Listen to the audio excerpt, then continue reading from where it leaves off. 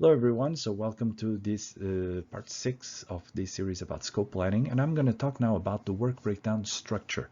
So we know that the work breakdown dictionary is the spreadsheet, but normally when we just say work breakdown structure, we are referring to a graph like the one you see on the screen.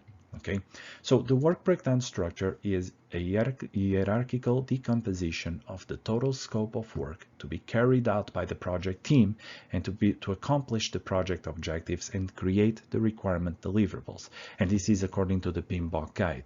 So in other words, what we do is we organize our project into smaller parts that make it easier to manage. So in this case, I have my project A and I divided it into the 3 phases. And for each one of the phases, I divided it into the corresponding tasks. And I break it down until I am able to create the tasks, let's say, in a manner that is more bite-sized, more manageable size. Like I said before, I typically try to break down my tasks into days, and no task, in my opinion, should last more than three days. If something lasts more than 3 days, then maybe we should break it down further. But again, that's my opinion. That does not necessarily mean that it's the right option for everyone. It really depends upon the project.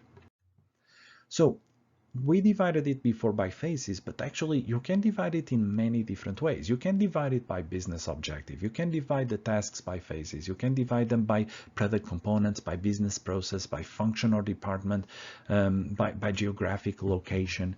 And basically you can divide as you wish. And the tasks will be organized in order to help you track and control who's responsible or what is responsible for what.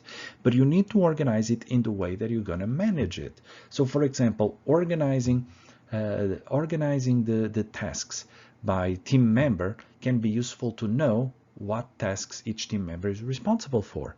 But organizing them by geographical location, if all the project only happens in one place, would not make much sense. So do it in the way that you intend to run the project. So a question that I get very often is, what is the right detail of a task? All right, so you start with the whole project and you kind of started breaking it down into smaller and smaller and smaller pieces, but where should you stop?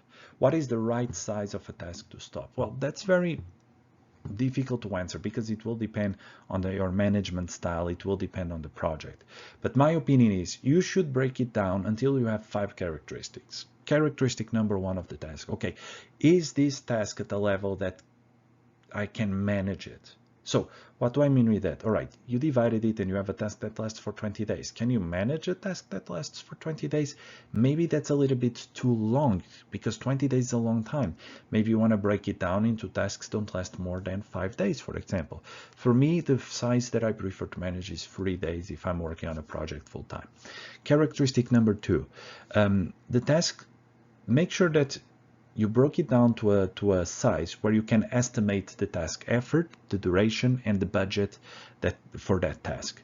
Because if the task is too big or too small, then it might be hard to set these things. Characteristic number 4, that you can determine the dependencies to other tasks. Okay, so if you have a task that has too many dependencies to others, maybe you want to break it down into smaller tasks that would have less dependencies and make it easier to understand. By dependencies, I mean tasks that basically need to be completed before you can start that task, or tasks that depend on the completion of your task to be able to get started. Characteristic number 4 is that the definition of the task deliverable exists. In other words, that you can break it down to a point where you know what must come out of that task. And finally, that the definition of responsibilities can be set. In other words, that you can have one person responsible for that task. If the task is too complex and you don't have anyone that can take fully charge of that task, then you might have to break it down to smaller pieces. So the overall message I'll tell you is this: too much detail, okay, then you have the weight is too high in terms of costs and too high in terms of complexity of the project. But if you have too little detail, this will lead to inability of managing the project and to high risks. So to summarize, work breakdown structure is a graphical representation of how you divide your tasks, and it's very useful to use because then you can know how to break down the task, and it will really help you to reach the level of detail that you wish.